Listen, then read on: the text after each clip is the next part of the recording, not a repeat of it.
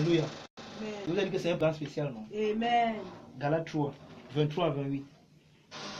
J'espère que quelqu'un est en train d'apprendre Amen. la pédagogie de la loi. Galates 3, 23 à 28. Oui. Avant que la foi vînt, nous étions enfermés sous la garde de la loi en vue de la foi qui devait être revenue. Vous avez vu ça? On était enfermés sous la garde de la loi en vue de la foi. Donc tant qu'il y a la loi, il n'y a pas la vraie foi. C'est pour ça que les gens qui définissent Hébreu 11, verset 1 comme la foi, notre foi au Dieu, ne comprennent rien. Amen. Hébreu 11, verset 1 ne parle pas de la foi en nous, pas de la foi des pères. Et on dit ici que la foi là, ce n'est pas la foi. On dit qu'avant que la foi vienne, la foi ici parle de Christ qui devait venir. Donc Christ c'est la foi. Donc avant que Christ vienne, il n'y a pas la foi, il y a la loi. Mais ces gens-là quand même, sous la loi, ont cru en Dieu. Et ils ont fait certains exploits dans leur croyance.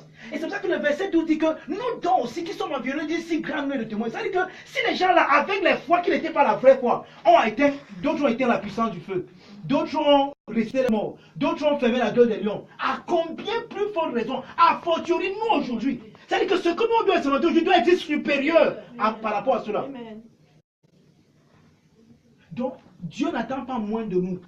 Notre foi ne doit pas produire moins que celle de ces gars. Mais notre foi n'est pas la foi d'Hébreu 11, verset 1.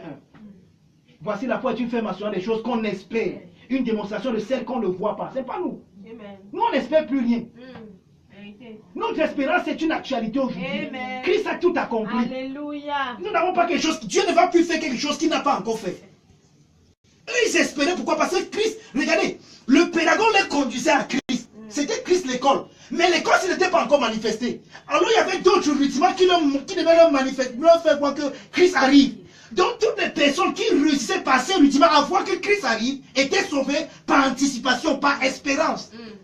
Pourquoi? Parce que Christ n'était pas encore là. Le corps même n'était pas encore là. Mais ils avaient des ombres. Dans ces différents sacrifices, il fallait qu'ils voient Christ. Et tous ceux qui réussissaient à voir Christ étaient sauvés par anticipation. Et beaucoup de personnes pensent comme ça que nous aussi nous sommes sauvés. Non, frère, on va faire, je vais faire le ciel. Et on ira au ciel. Moi, j'irai au paradis. Où? Quand? Tu vas aller là-bas quand tu vas mourir. Donc, pour beaucoup de personnes, la mort, c'est leur salut. C'est quand ils meurent qu'ils sont sauvés. Ça, c'est la théorie des musulmans, vous savez ça.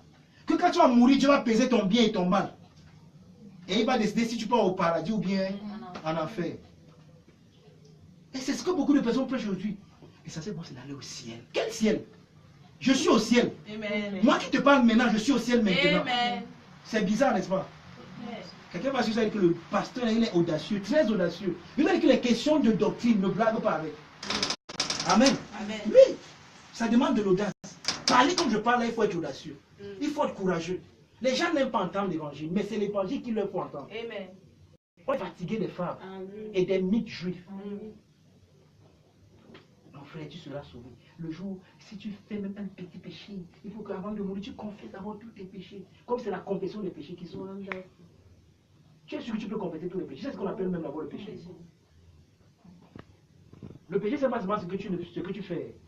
Même ce que tu ne fais pas, c'est le péché. On ne pêche pas seulement par commission, on pêche aussi par omission.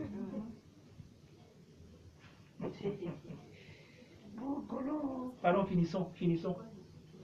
Ainsi, la loi était comme un pédagogue pour nous conduire à Christ, afin que nous fussions justifiés par la foi. Donc, dans la loi, on ne peut pas être justifié.